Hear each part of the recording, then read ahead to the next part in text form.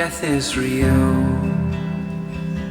Someone's there and then they're not, and it's not for singing about, it's not for making into art. When real death enters the house, all poetry is dumb. When I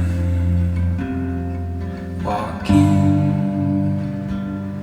to the room where you were and look into the emptiness instead, all fails. My knees fail. Words fail.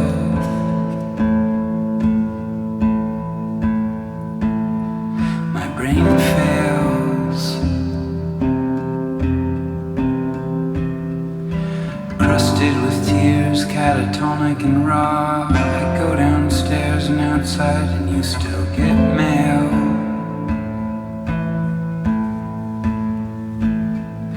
A week after you died, a package with your name on it came, and inside was a gift for our daughter you had ordered in secret and collapsed there on the front steps. I wailed.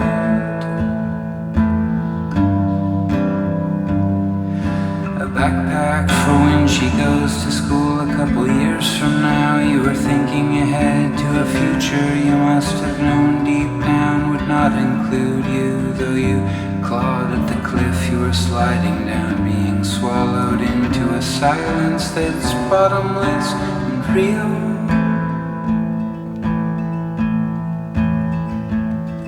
It's dumb, and I don't want to learn anything from this. I love you.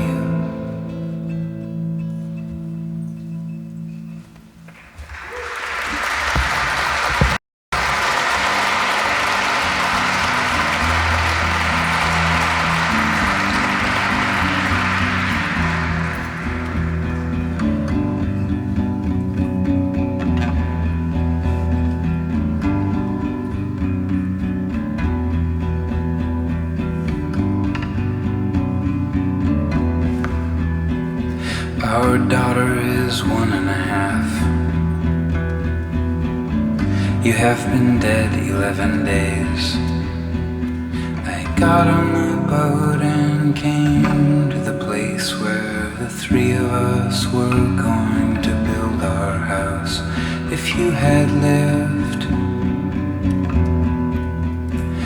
you died though, so I came here alone with our baby in the dust of your bones.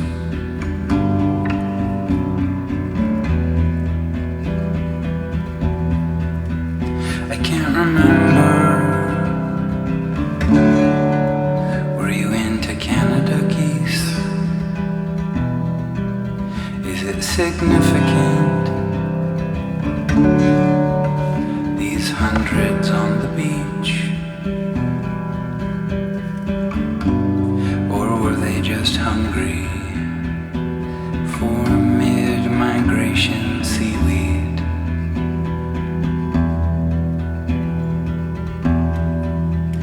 What about foxgloves? Was that a flower you liked? I can't remember. You did most of my remembering for me. And now I stand untethered in a field full of wild foxgloves, wondering if you're there, and if a flower means anything, and what could anything mean in this crushing absurdity? I brought a chair from home. I'm leaving it on the hill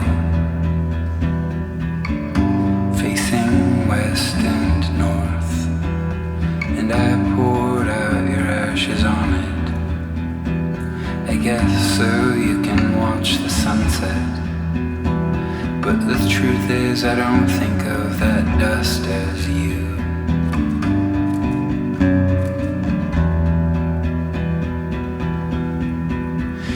You are the sunset.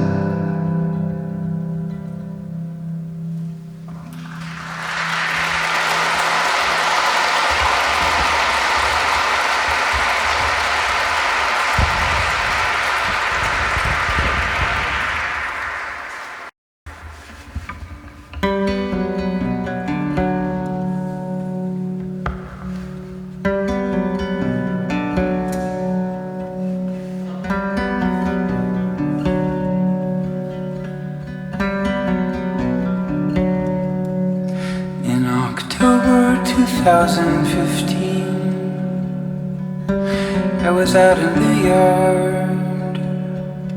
I'd just finished splitting up the scrap 2x4s into kindling. I glanced up at the half-moon, pink chill refinery cloud light. Two big blackbirds flew over, their wings whooshing in low. Two ravens, but only two. Their black feathers tinted in the sunset.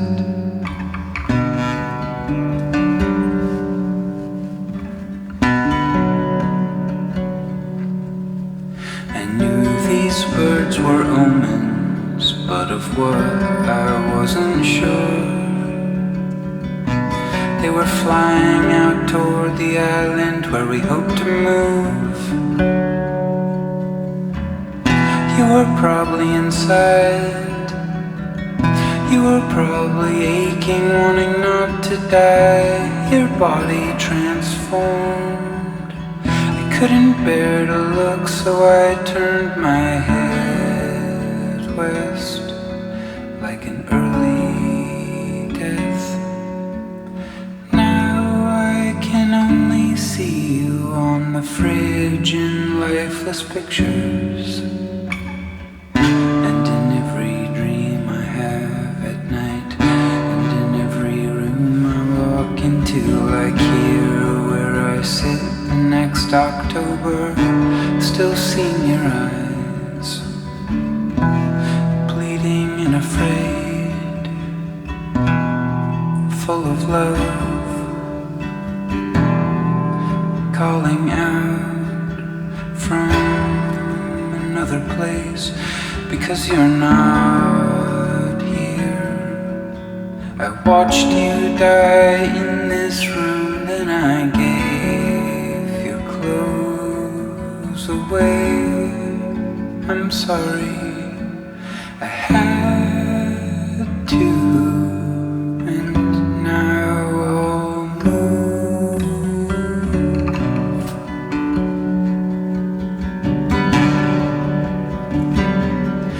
I will move with our daughter. We will ride over water. Your ghost underneath the boat. What was you is now burnt bones, and I cannot be at home. I'm running, grief flailing.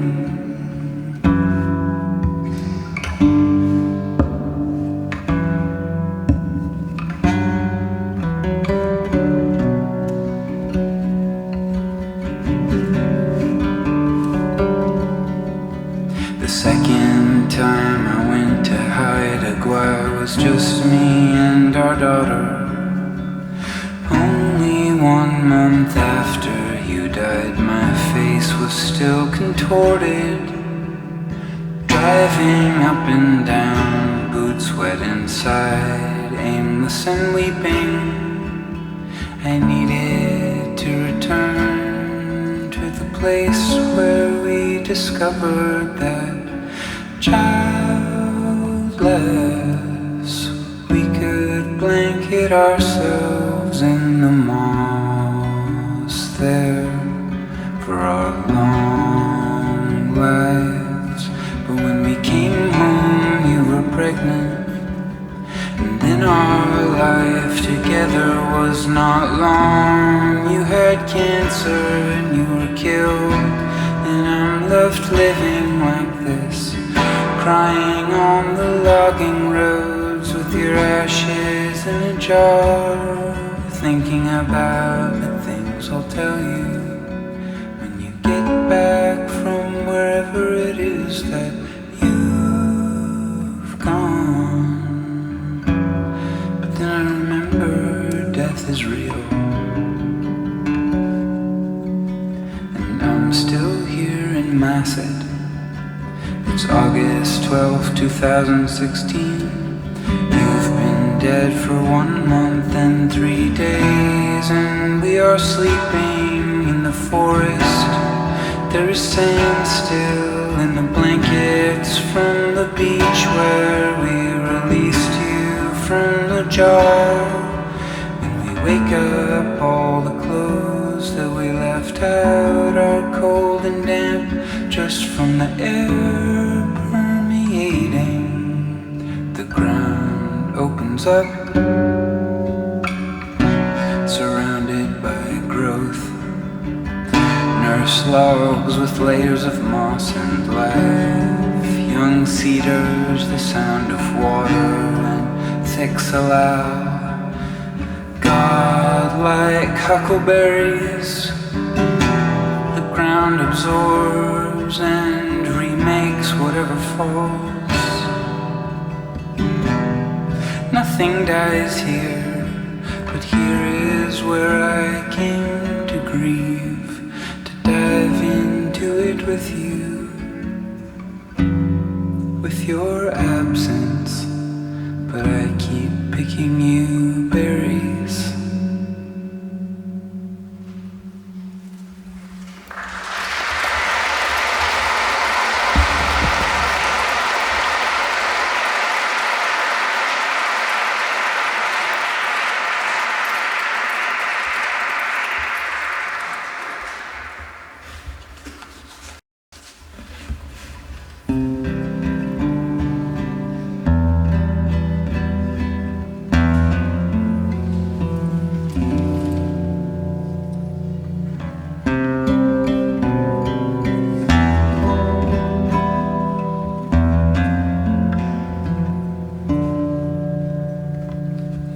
Take out the garbage at night. I'm not with you then, exactly. I'm with the universe, and with the lightning and thunder coming in over the mountains. But when I walk back into the house,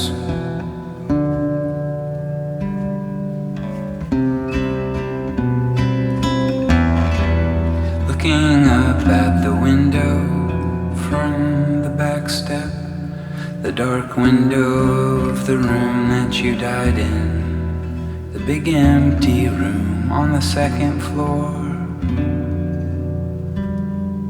Cold because I won't close the window, just in case something still needs to leave. I stand in the yard and look up.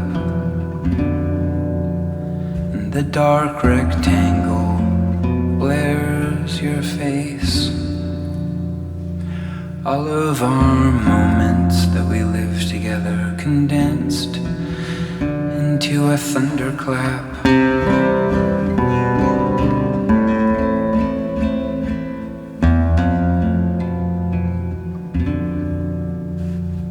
When I take out the garbage at night, and then have to go back in and live on.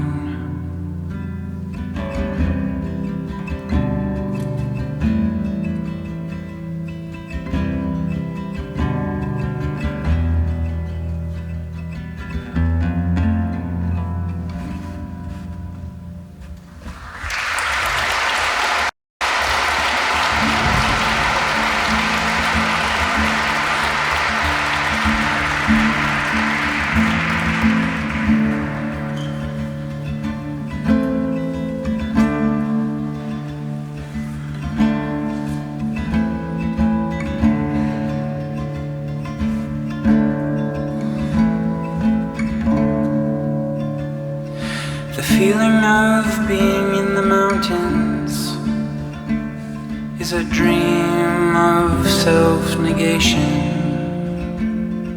To see the world without us,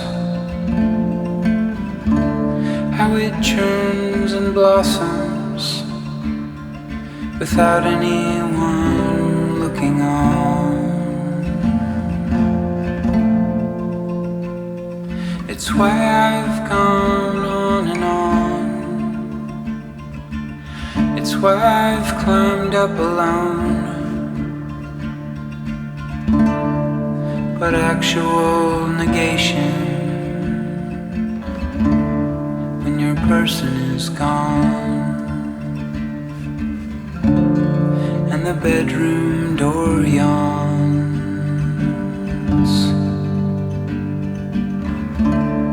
there is nothing to learn. Her absence is a scream.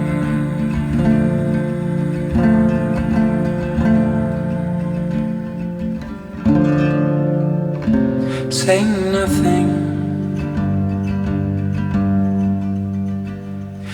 Conceptual emptiness was cool to talk about back before I knew my way around these hospitals.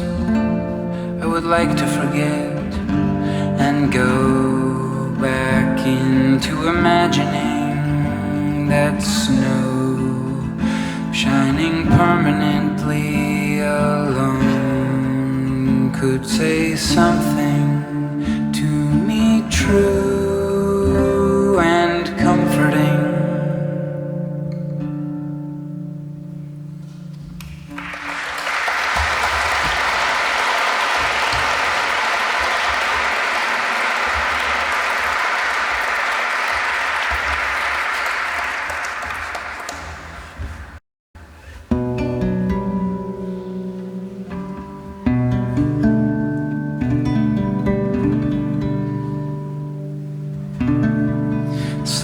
Pulsing red tower lights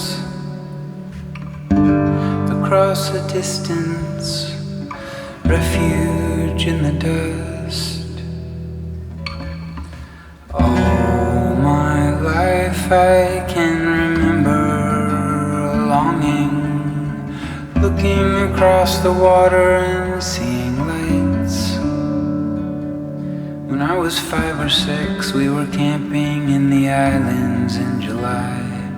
The tall yellow grass and the rose hips fragrant after sunset. Island beyond island, undulating and familiar, not far from home. With my fragrant whittled cedar driftwood dagger in the mildew canvas tent, I saw fireworks many miles away, but didn't hear them. And I felt the longing, a childish melancholy. And then I went to sleep, and the aching was buried, dreaming, aging, reaching for an idea of somewhere other than this place that could fold me in a clouded yearning. For nowhere actually reachable, the distance was the point.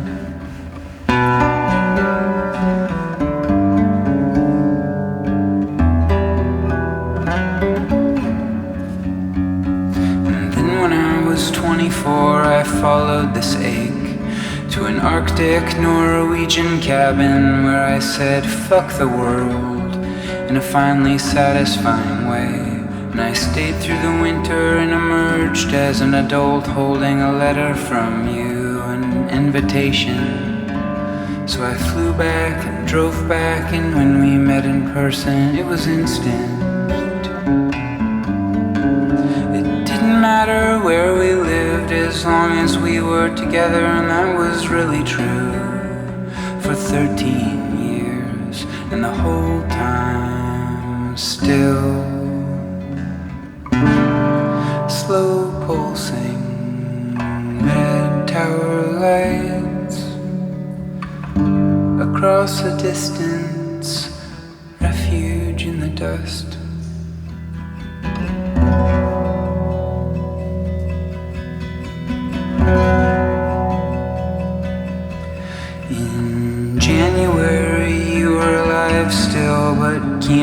had ravaged and transformed your porcelain into some other thing, something jaundiced and fucked. They put you in the hospital in Everett, so I gave the baby away and drove up and down I-5 every night like a satellite, bringing you food that you wanted and then returning at night to sleep in our bed, cold.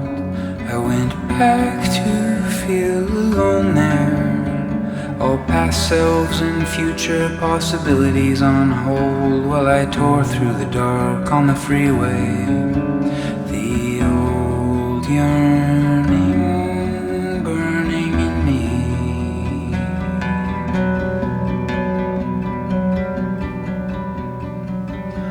I knew exactly where the road bent around, where the trees opened up and I could see way above the horizon, beyond innumerable islands, the towers on top of the mountain lit up slowly, silently beaconing, as if to say, just keep going. There is a place where wind could erase this for you, and the branches could white noise you back awake. So I went back to feel alone there, but cradled you in me.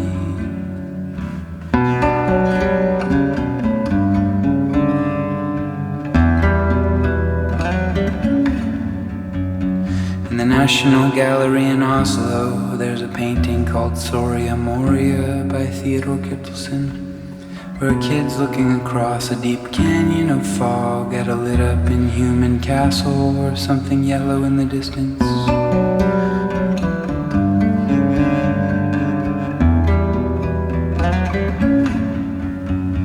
I have not stopped looking across the water from the few difficult spots where you can see that the distance from this haunted house where I live to Soria Moria is a real traversable space.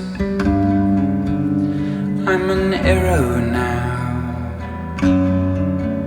midair.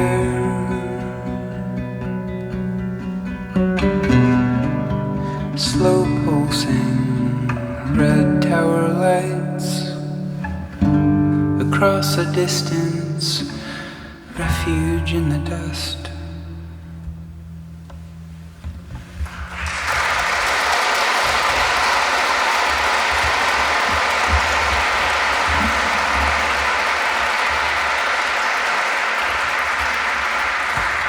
Thank you.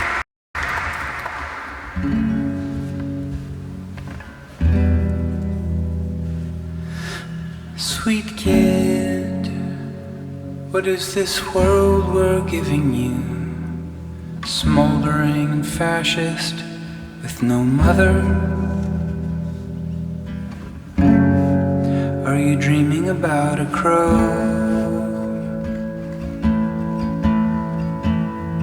In the middle of November, we went back into the woods right after breakfast to see if we could see this past August's forest fire zone. On the hill above the lake, the sky was low and the wind cold. The trail was closed. At the barricade I stood listening. In my backpack you were sleeping with her hat pulled low. All the usual birds were gone or freezing. It was all silent except for the sound of one crow following us as we wove through the cedar grove. I walked and you bobbed and dozed. Sweet kid, watched and followed, and I thought of Genevieve. Sweet kid, I heard you murmur in your sleep. Crow, you said. Crow twice. And I asked, are you dreaming about a crow? And there she was.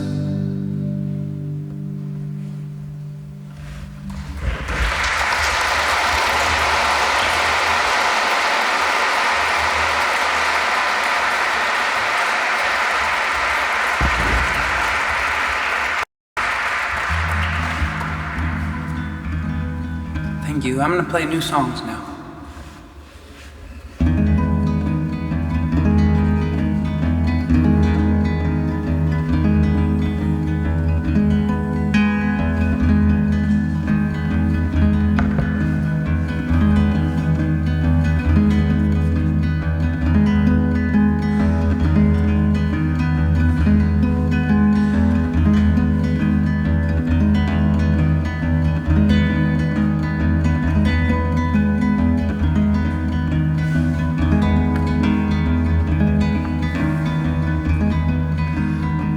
I don't believe in ghosts or anything. I know that you are gone and that I'm carrying some version of you around.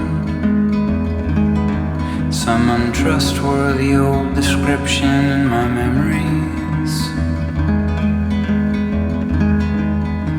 And that must be your ghost taking form, created every moment by me dreaming you so. And is it my job now to hold whatever's left of you for all time? And to reenact you for our daughter's life?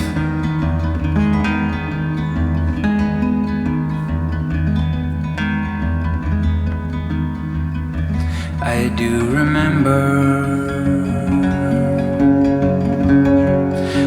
a kid and realized that life ends and it's just over. That a point comes where we no longer get to say or do anything. And then what? I guess just get forgotten. And I said to my mom that I hope to do something important with my life. Not be famous, but just remembered a little more. To echo slightly beyond my actual end. And my mom laughed at a kid trying to wriggle his way out of mortality, of the inescapable final feral scream. But I held that hope and grew up wondering what dying means. Unsatisfied, ambitious and squirming.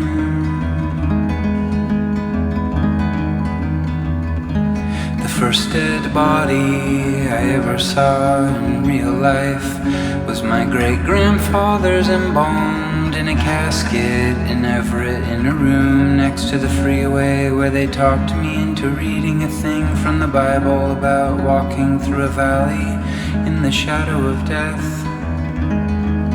But I didn't understand the words. I thought of actually walking through a real valley in a real shadow with a backpack and a tent. We didn't go to church, but that dead body next to me spoke clear and metaphor-free.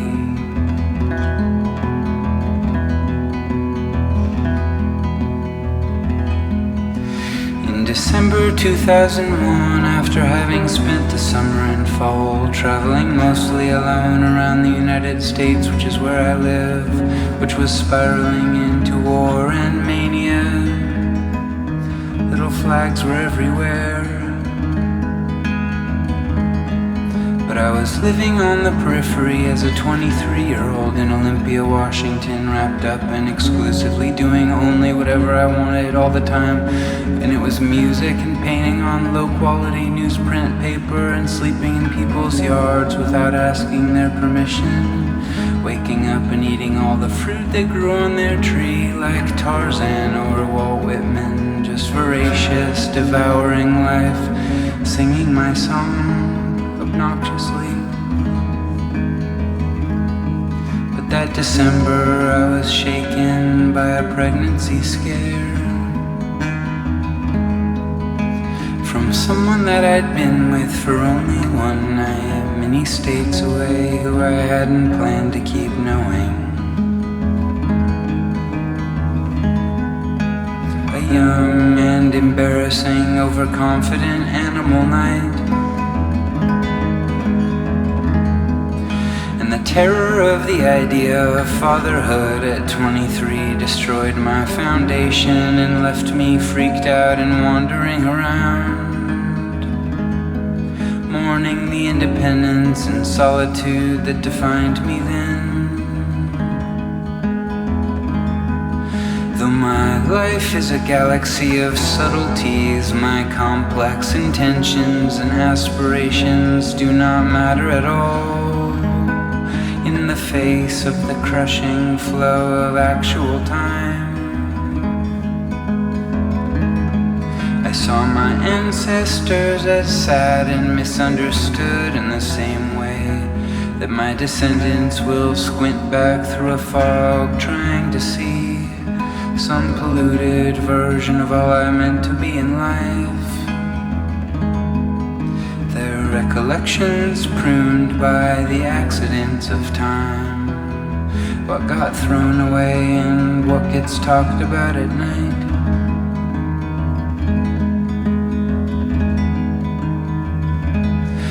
But she had her period eventually, and I went back to being 23.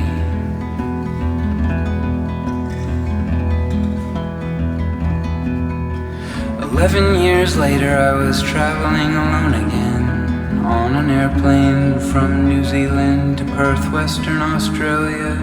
Very alone, super far away from you and the home that we had made.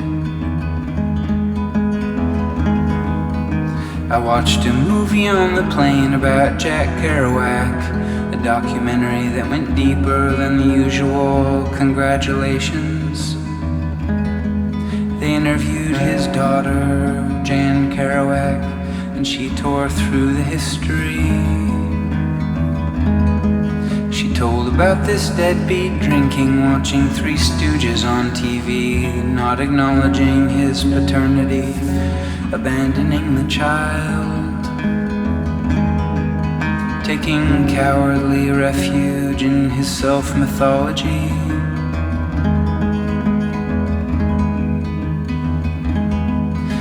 She spoke, I heard your voice, telling me about the adults who had abandoned you as a sweet kid and left you to grow precariously.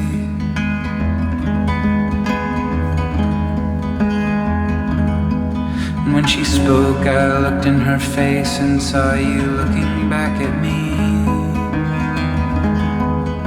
On a tiny airplane seat screen at the bottom of the world, I saw a French-Canadian resemblance, and I heard suffering echoing.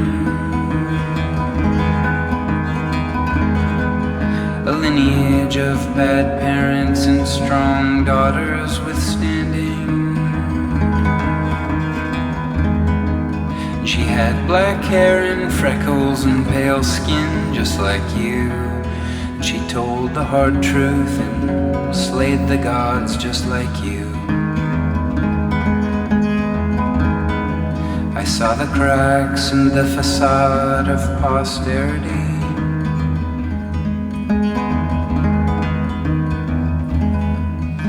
I missed you, so I went home.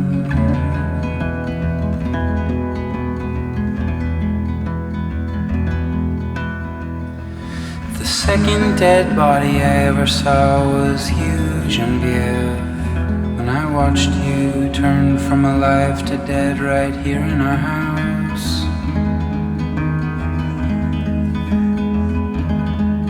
And I looked around the room and asked, are you here? And you weren't, and you are not here. I sing to you though. I keep you breathing through my lungs in a constant, uncomfortable stream of memories trailing out until I am dead too. And then eventually the people who remember me will die also, containing what it was like to stand in the same air with me and breathe and wonder why.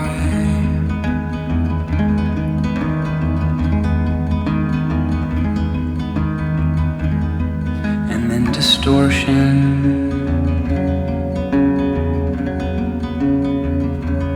and then the silence of space. The night palace, the ocean blurring,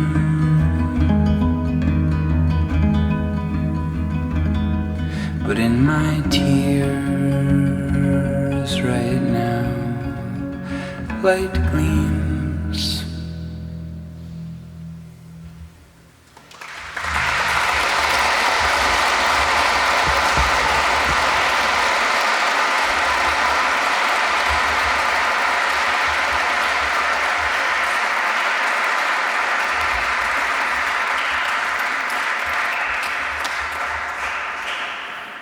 Thank you. Thanks.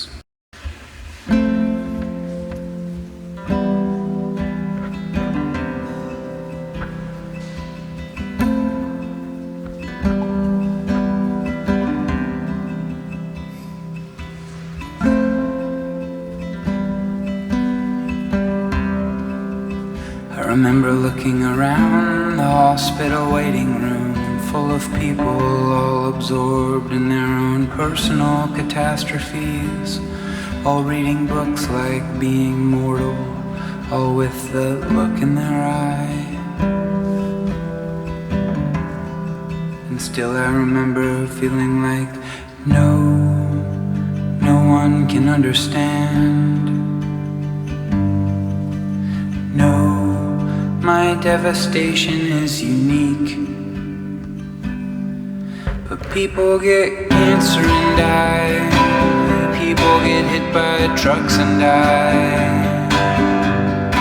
People just living their lives get erased for no reason, with the rest of us just watching from the side. And some people have to survive and find a way to feel lucky to still be alive, to sleep through the night. I wrote down all the details of how my house fell apart, how the person I love got killed by a bad disease out of nowhere for no reason, and me living in the blast zone with our daughter, and etc.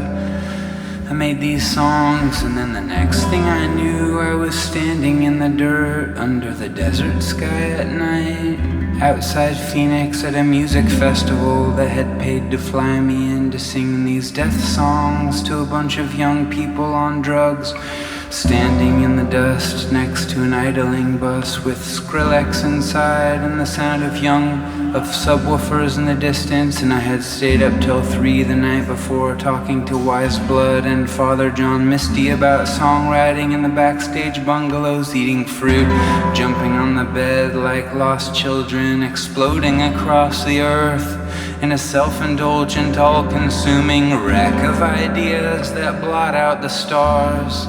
To be still alive then felt so absurd, 'cause people get cancer and die, people get hit by trucks and die, people just living their lives get erased for no reason, with the rest of us averting our eyes.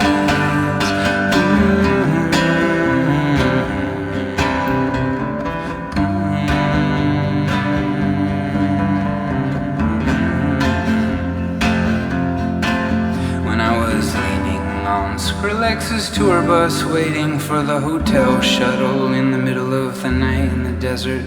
I barely knew who I was. I looked up and saw Orion wielding a club and a shield, and there you were again, majestic. Dead wife. As my grief becomes calcified, frozen in stories and in these songs I keep singing, numbing it down. The unsingable real memory of you, and the feral eruptions of sobbing. These waves hit less frequently.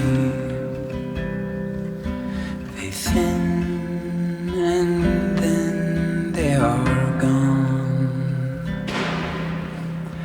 You are gone, and then your echo is gone, and then the crying is gone.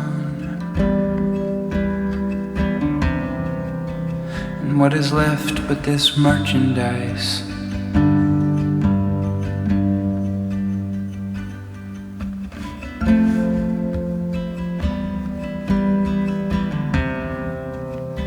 This is what my life feels like now. Like I got abruptly dropped off on the side of the road in the middle of a long, horrible ride in a hot van that was too full of confident, chattering dudes. And the sound of their tires receding, taking in the night air. I say, now only.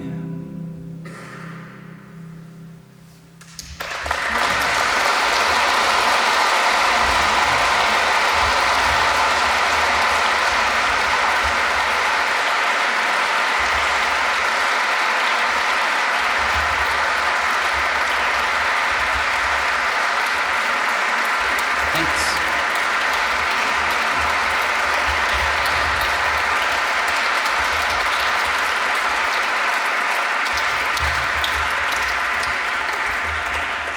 Thank you.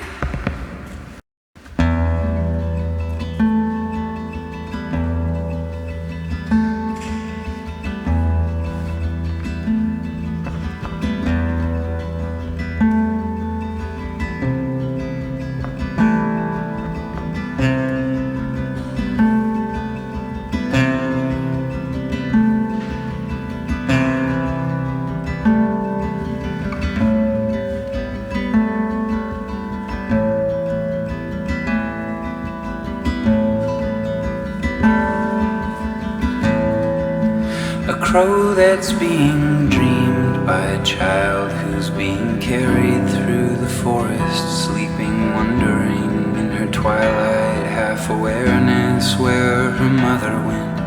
I know that you died, but in this child's crow dream you survive. Beneath layers of magical, symbolic wild animals inhabiting the edges of our fogged over consciousnesses, grasping for something to hold, something old, like a name cut into a stone, or a bird that will make eye contact.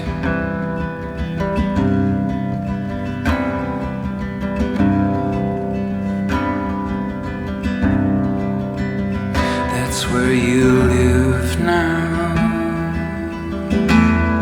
or at least that's where I hold you,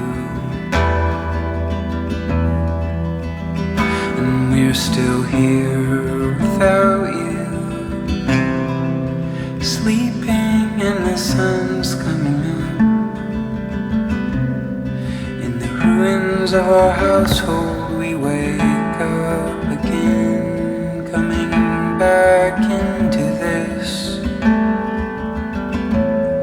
Every day day that comes, the echo of you living here gets quieter, obscured by the loud wind of us now, wailing and moaning for you,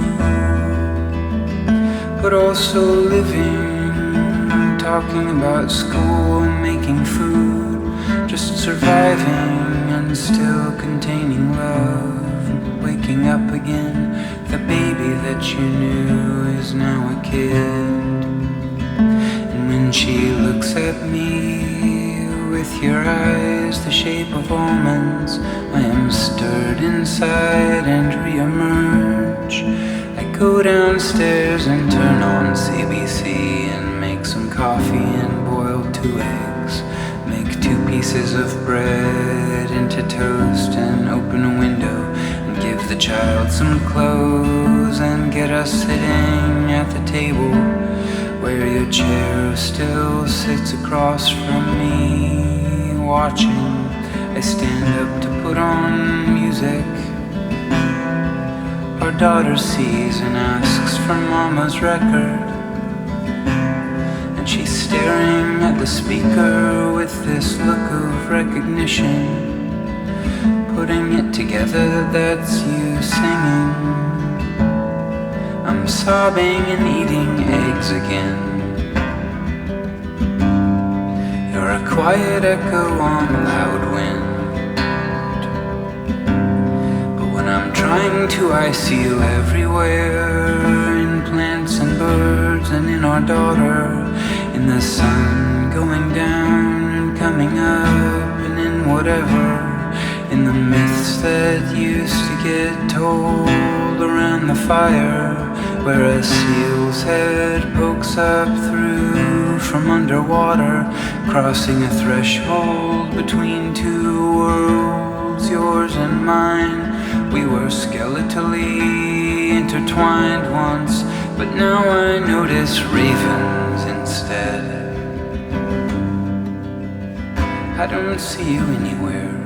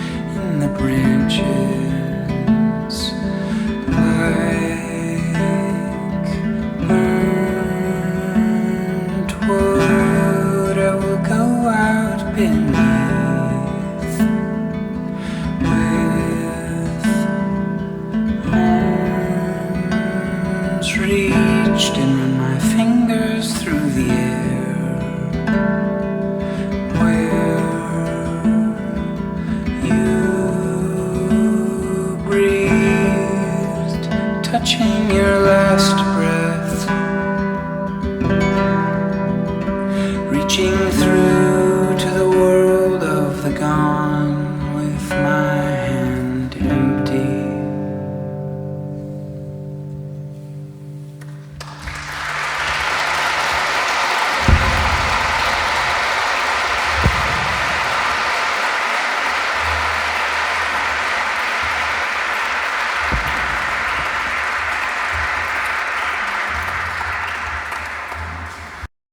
Thank you guys. I'm gonna play my last song now. It's time. But yeah, this is intense. This is an amazing show. Thanks for being here.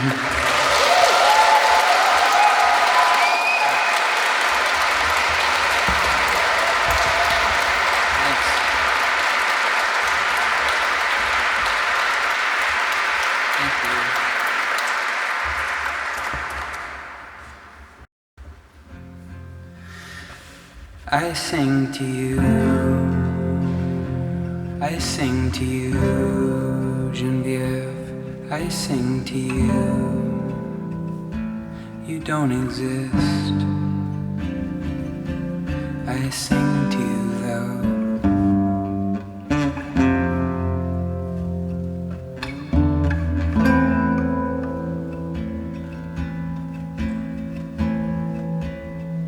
When I address you, who am I talking to? Standing in the front yard like an open wound, repeating I love you. To who?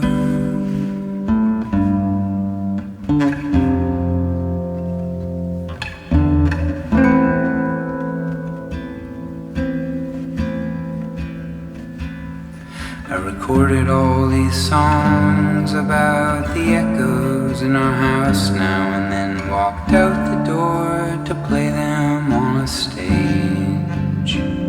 But I sing to you. I picture you. When we first met, you were 22. I drove my truck onto the ferry to Victoria in the morning, where we met and talked forever in your apartment with evening falling. So I brought my blankets in and slept on the floor right next to your bed. In the morning, barely awake, I saw you standing right above me, peeling an orange and looking hungry. Do you want some? You asked me and then just avalanched into me with pieces of orange and weight and kissing and certainty. I remember you a few days later in Tofino, where we'd driven to play a show you'd set up for us at a surf shop to no one. Then we slept in the back of my truck and got woken up by the cops. And then we went down to the fishing boat docks to ask whoever for a ride across the water to Mears Island, to just get left there for the day. And we did, and we brought some food to eat, and we went through the big trees abandoned and in love, totally insane, apart from the rest of the world. We had finally found each other in the universe, lying on the rocks waiting for the boat to come pick us up. I read the one book we had with us aloud with my head on your lap, sinking into you, Tintin In Tibet in French. And we thought of devotion and snow and distant longing and the Himalayan air, high and cold with a bell ringing out.